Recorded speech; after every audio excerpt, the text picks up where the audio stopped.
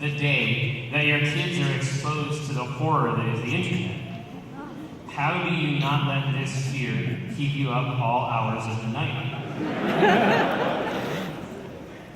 Well, I've actually already been bitten by this. So, you're familiar, I'm certain, with Five Nights at Freddy's. Woo! Right? Yeah. Well, my son is now familiar with it also. Oh God. Oh And God. for 2 solid weeks, he could not sleep without a parent, like, exerting. So parents exert a radius of 1 5-foot square in each dimension of comfort. That's right. That's right. They cloak children in comfort and safety. And he could not be granted or gain the sleep condition unless he was in that radius. And because he had seen a video that somebody had cut online of a video that he already liked, which was the Duck Song, which is really great. The Duck Song trilogy, first of all, is life-changing. So be a part of it. You'll be a different person by the end of it. But there is a version of it that instead has Chica coming in at the end, making that awful sound, and jumping around and basically being a character from Five Nights at Freddy's. And he completely lost his mind. And I think of like a scary picture, like a scary sound, as being relatively low on the horror scale that you can access on the internet. Like, I feel like that was a wake-up call for the types of content that he can experience on there. But Daddy worked IT. He knows how to control this router. He knows how to make it. He knows how to be that annoying dad that makes you type a password in every time you want to go to YouTube. So, and hopefully I can work some medicine on that shit. But yeah, that's 100% real. Hypothetical here. Penny Arcade is over, and you're both ready to move on to children's books. What world is your first book set in, and what age are you creating for? Have you thought about it at all? Yeah, I even drew a cover for the book, Daddy Lies. Oh, that's right. The first one we want to do is Daddy Lies, which is, well, I guess you can figure it out. But I think that you could take Twist and Catsby. Like Twist and Catsby in the strip is actually kind of dark and weird. But I think that you could do a really fun Twist and Catsby set like that. But also, I think that the primary thing that would happen if we weren't engaged in this heinous act is, I think that we would have an opportunity to blow the ira out crazy. Like between Daughters, Lookouts, and Thornwatch. Hey, do you guys want to see some of the Daughters sketches I did on there?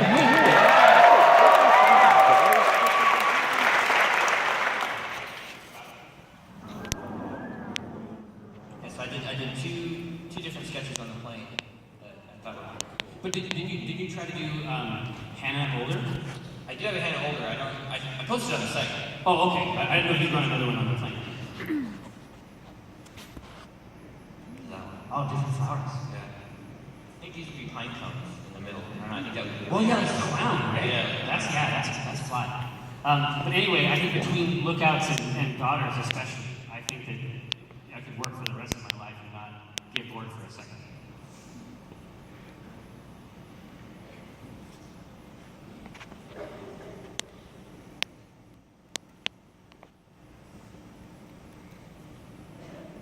There was one time.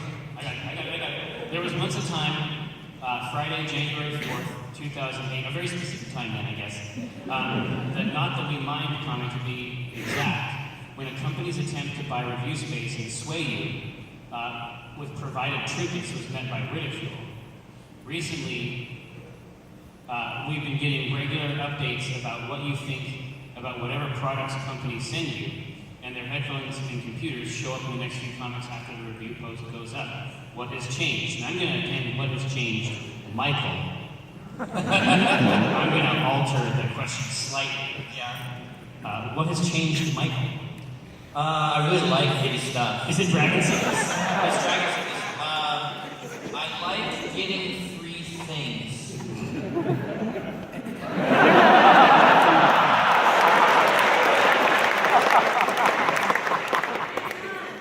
Yeah, all right. Well, I feel like if I talk about them, then I'm providing some service at least. to who?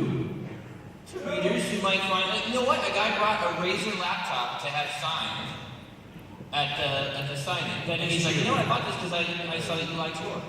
And you did like it? Yeah, and I'm not, if I get something, a lot of times we get stuff and it is shit, and then, you know, we don't talk about it. But if I get something that is actually legitimately cool, then I have no problem talking about it.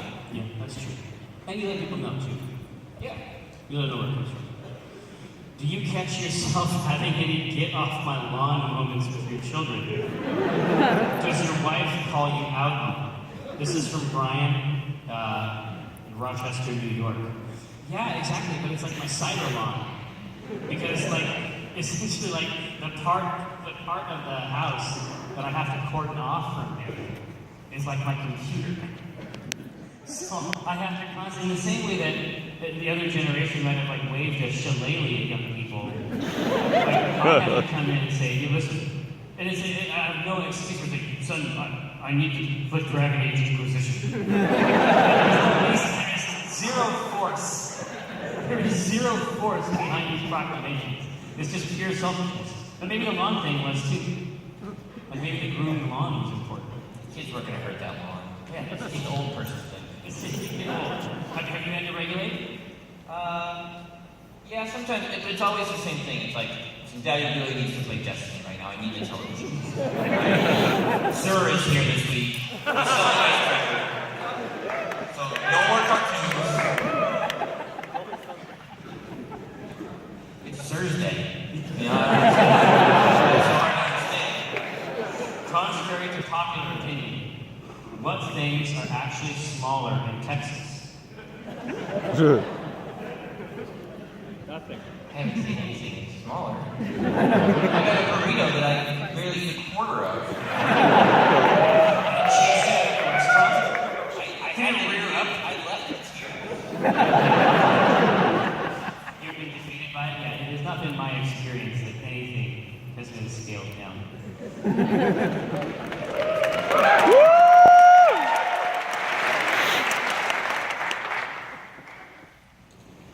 Why is it that PAX Prime is the only PAX held when school is not in session? And this applies not only to the youngins, but us older folk that teach.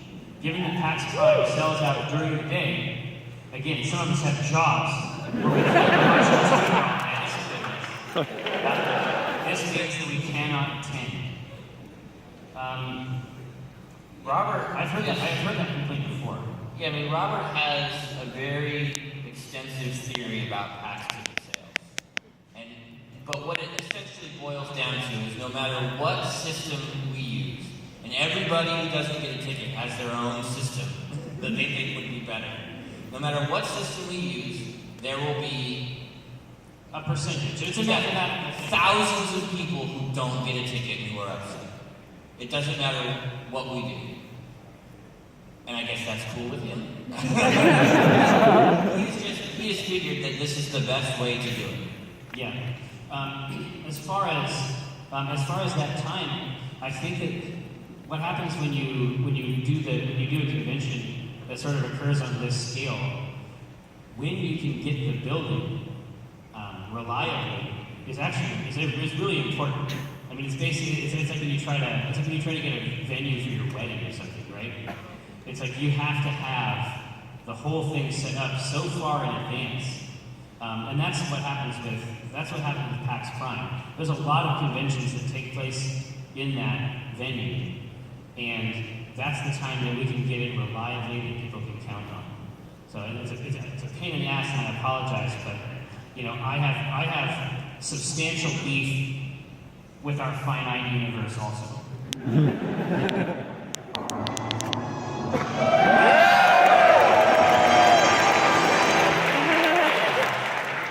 Thank you, backstage. You have to sell PA for reasons. You spend the time to find your replacements, people you can trust. PA people we, the fans, could trust. You were happy and confident that these people are the right people. What is the one piece of advice you would give to these new owners? What bit of wisdom experience do you each have after these long years of service to the comic gods? This is from Fat Soda, Australia, and Porcelain. What do we got? I mean, it's so weird to think we have to be good at it. If we were at least okay at it, like we wouldn't have been able to do it this long, or having done it this long, we should have at least have learned something. Right? I think that the biggest piece of advice I would have would be to make the comics so that you guys laugh. Like, make yourselves laugh, and don't worry about anything else. Right? Yeah.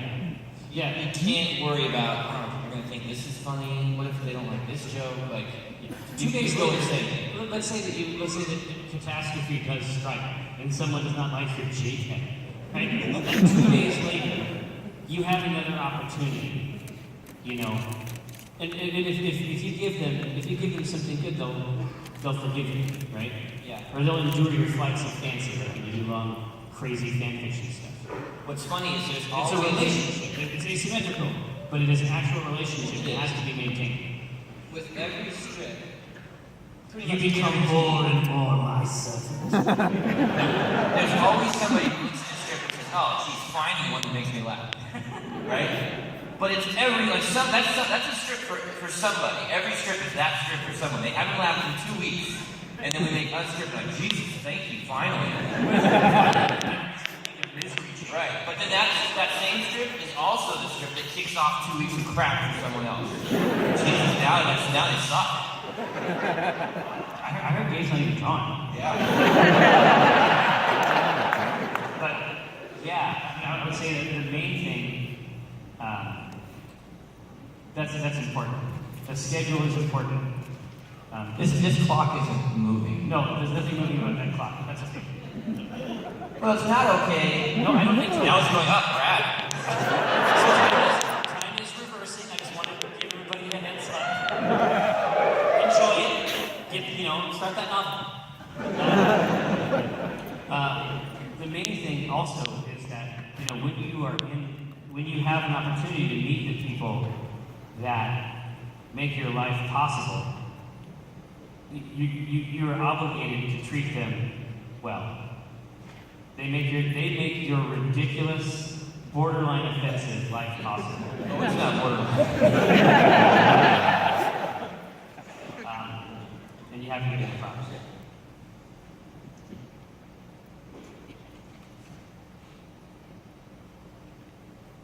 That is a novel. How has having children made you reevaluate the limits of free expression and the costs of artistic merit for works you create, consume, and either explicitly or implicitly endorse? Is that red? No, of course not. Of course not. How do you inoculate your children from works you deem inappropriate for their maturity? Just talking about this. And how does viewing art through the lens of a parent cause you to interact with all art in a different manner?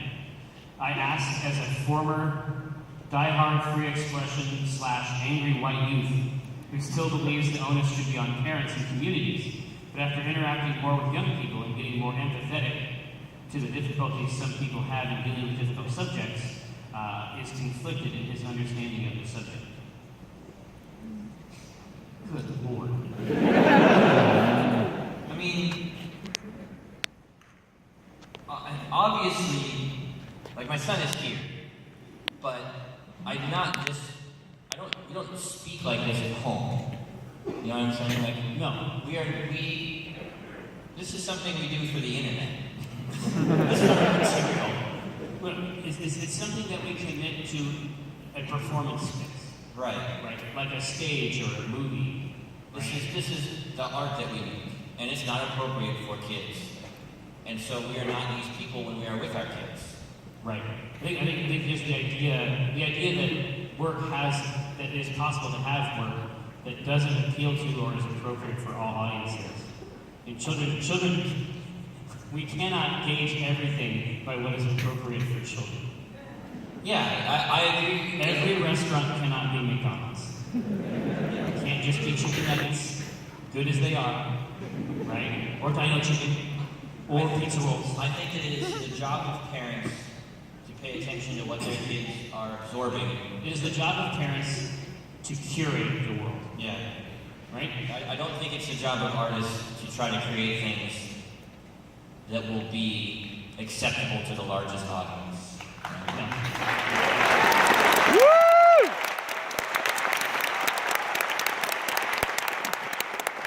It may not be possible, but different people actually perceive the world in different ways. Also, I think it's even more than parents. I think it's important for people to curate it for themselves. I hate this idea that because I don't like a piece of art, I'm okay with boycotts. I think it's great to say, I'm not going to buy this. I even think it's great to say, I'm not going to buy this. Here are all the reasons why you shouldn't buy it. But I don't think it's okay to go that step further and say, it shouldn't exist.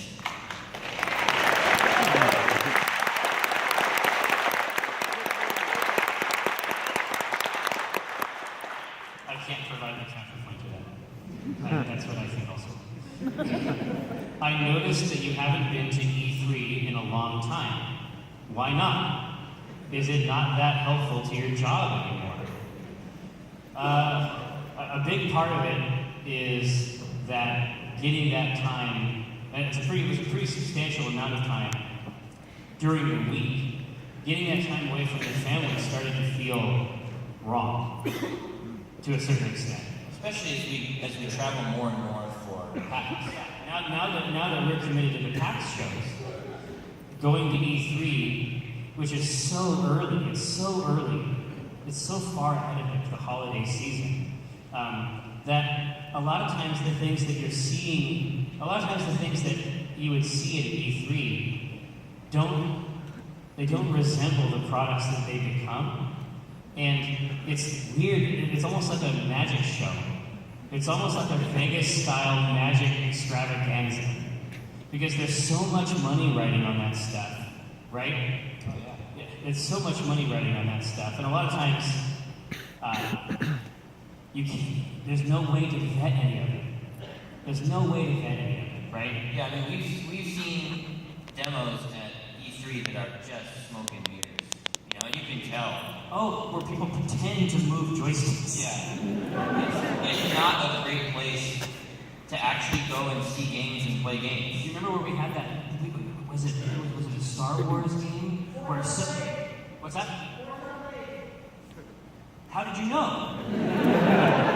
That's true. How the fuck did you know? Yeah. So, were you there? Did you run the demo?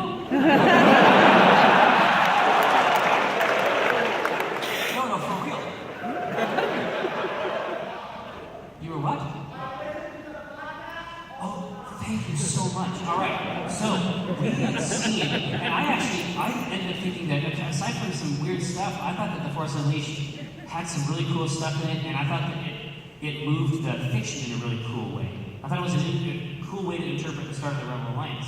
But when we saw the demo, there wasn't that much there. And do you remember how somehow we got in, we wanted to see the demo again a second time, and we got in, and it was literally exactly the same demo. And then, because I remember it was very stuck out in my mind the first time we had seen it. Right around the end, somebody from the team or someone who was there as a part of the presentation went, "Yeah." He said the same thing out loud at the same time. And I was like, "Are you supposed to say "yo"? Like, are you like John Yo? Like, why are you saying exactly the same thing at the same time? Are you doing this the whole time? Do you have to say "yo" every time the fuck he does?" I found that very odd. And so, I mean, ultimately, for all of those reasons, like, going there didn't seem like it didn't seem like a priority for us.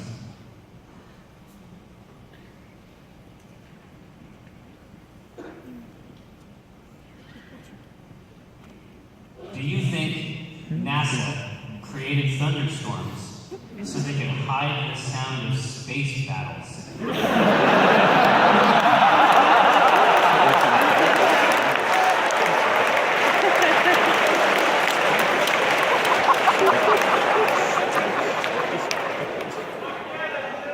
Matt Yoakum, Austin, Texas.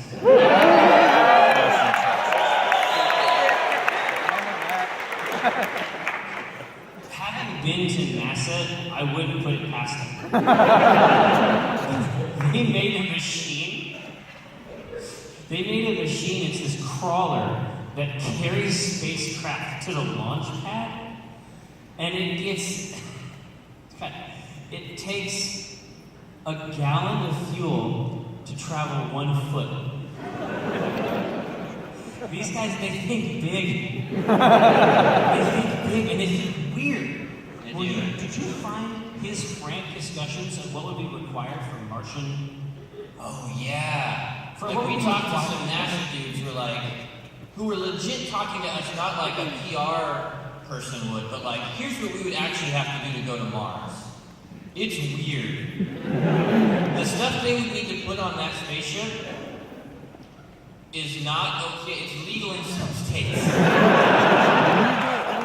It was an eye-opening, frank discussion. Like, oh yeah, if you're traveling to Mars, yeah, you would have to be crazy high. You would definitely need drugs to make it through that.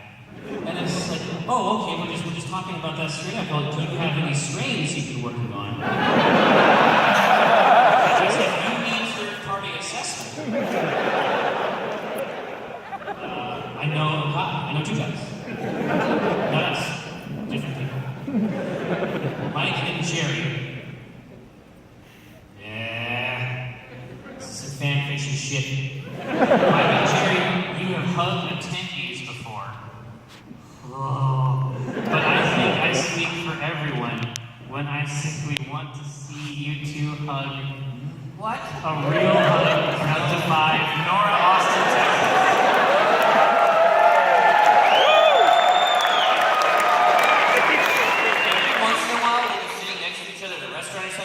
Skin will touch me, and it's the most disgusting thing. It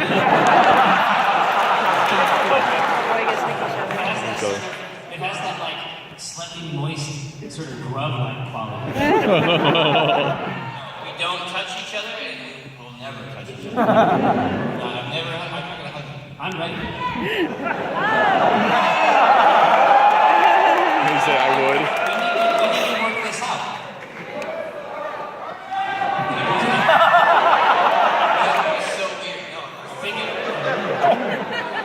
Think about the GIFs. That's the currency of the internet. There'll be like one where we like hug, and then it will show like the Death Star explode.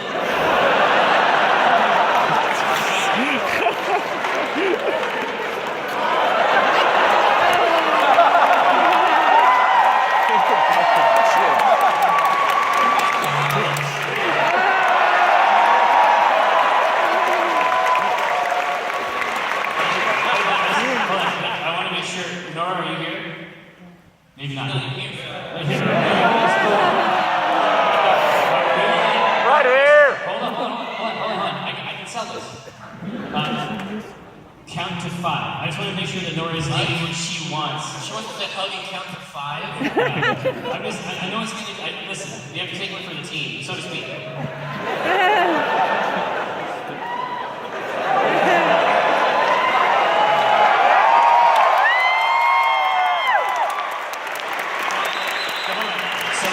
Once we make contact, you may see reality warp and shift.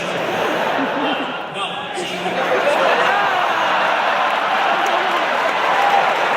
this is put on backwards, like a hazmat suit, and then put the mask over.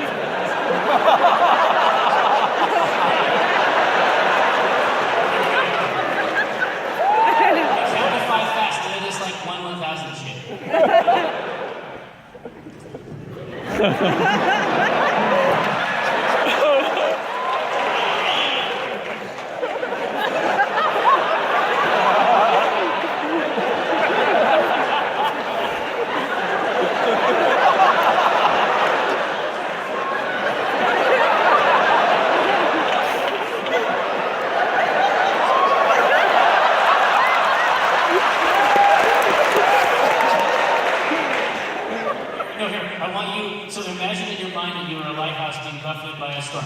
Just put your hands to your sides. I will handle this.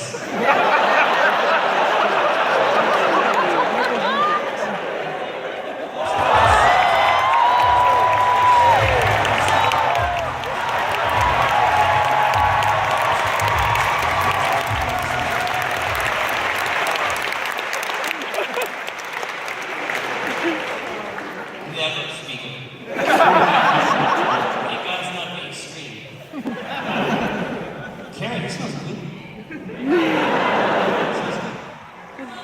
For a while, I thought esports were the new thing, but now it looks like it's YouTubers.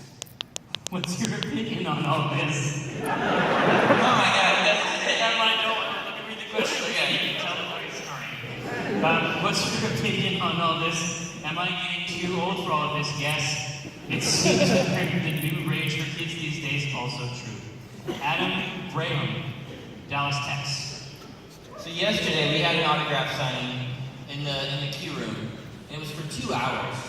And a lot of times, like at PAX East or Prime now, where people are kind of used to us, we're scheduled for 2 hours, but after an hour, there's no line, and so Jerry and I just sit there and feel bad. Which I think Robert takes some weird pride, like joy. Dude, it is the worst feeling. Like, you feel like such a fucking asshole. You're at a table to sign autographs, and you've got your pens, and no one is there. So you sort of fill that empty space, like arranging and rearranging these pens into what you imagine is some mathematically optimal shape. And you make up these ideas like, oh, it's probably like a really good panel or something. And so we're there, and I felt really good because our line went. Like for 2 hours, it wasn't a long line, but there were always people coming up until we were done. And meanwhile, there was this massive crowd over on the right. And I couldn't figure out, it didn't look like a line because there were too many people and they were not really like lined up. And then they started screaming and shouting. And I asked what was going on. And it was a YouTuber, Markiplier. I don't even know if it's one word. Is his name Mark? Yeah, they were going apeshit for this guy. I'm too old. I don't know the YouTubers. I had to ask my son, I was like, who is this Markiplier guy? Did he hook you up? Gabe, do you know Markiplier? No? See? Yeah.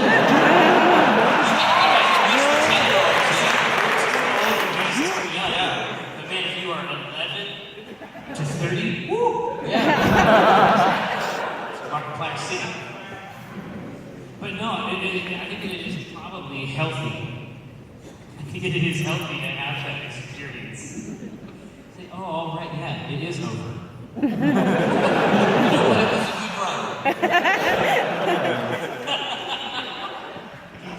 You are both stranded on an island. Are you doing text? It's text line. Oh, shit. Text time chapter. Yeah. You are both stranded on an island with nothing but each other and a jar of Vegemite. Who gets eaten first? Oh, you look pretty tender, man. It isn't about flavor, it's about your capacity to defeat me in any context.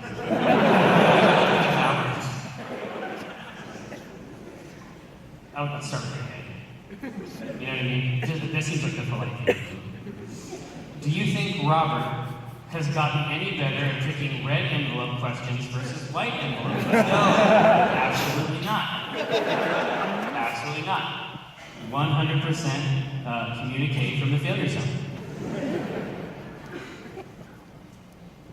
Oh, no, this is very tantalizing. You know what? I think I'm going to let him put the text in so that you can see. Now, is it legible? Can you read it? Yes. Okay, good. I want to see it too, because I don't actually remember writing it. That's one of the weird things about doing Kenny Arcade, is it's somebody like, hey, great script on Monday. I'm like, what fucking script was that? That was Monday, man. I can't keep track of that.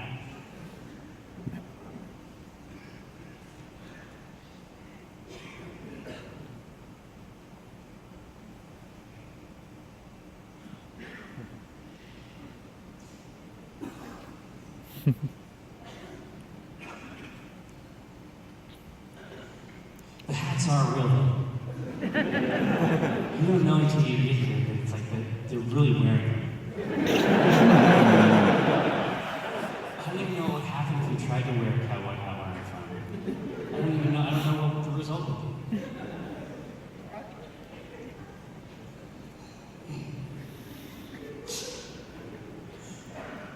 If you laugh at your own comment, because I think you're an asshole. I think it might not be okay. I'm trying to keep my shit together.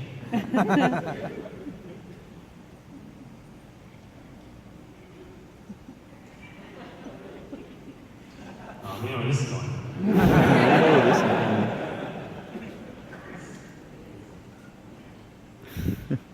That's so cool. So it's, you can scroll down and there's the...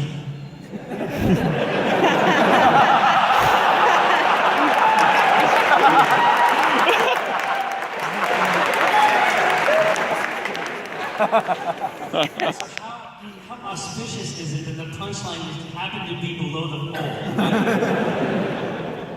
That's crazy, kids.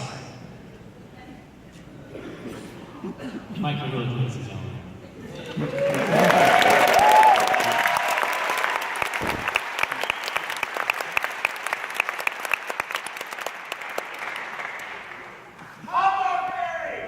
He'll be in there. Let me get the actual comment done, and then I will embellish.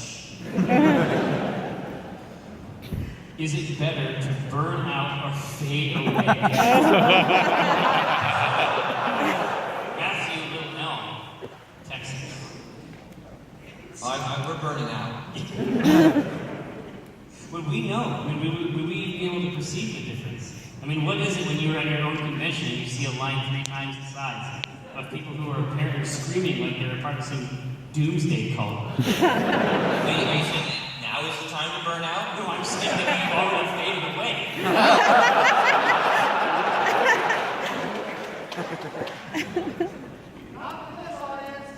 Fair enough. Thanks, man.